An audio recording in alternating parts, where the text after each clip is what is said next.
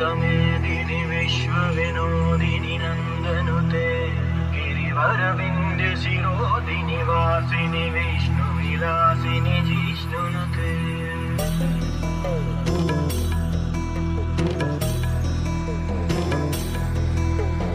ऐगिरिनन्दिनि नन्दितमेदिनि विश्वविनोदिनि नन्दनुते गिरिवरविन्ध्य शिरोधिनि वासिनि विष्णुविलासिनि जिष्णुनुते भगवति हेशिति कण्ठ कुटुम्बिनि भूरि कुटुम्बिनि भूरि कृते जय जय हे महिषासुरमर्दिनि रम्यकपर्दिनि शैलसुते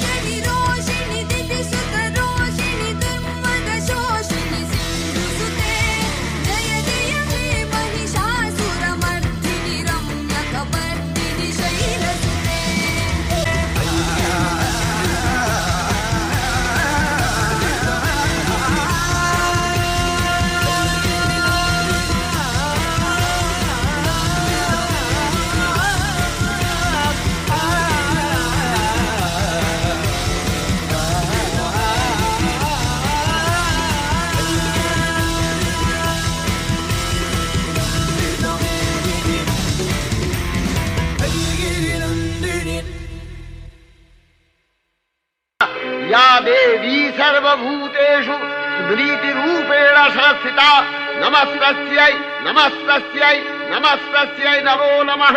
या देवी सर्वभूतेषु दयारूपेण संस्थिता नमस्तस्यै नमस्तस्यै नमस्तस्यै नमो नमः। या देवी सर्वभूतेषु तुष्टिरूपेण संस्थिता नमस्तस्यै नमस्तस्यै नमस्तस्यै नमो नमः।